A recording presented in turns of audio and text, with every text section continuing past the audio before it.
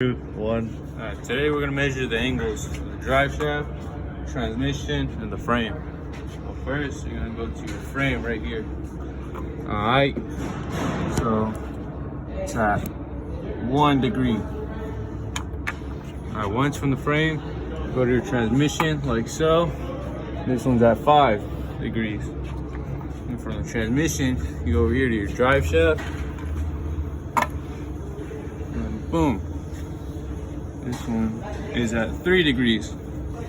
Now, since you have all these, you really only want a 3 degree difference. This one is at 3 degrees as well. So these are lined up. These are even.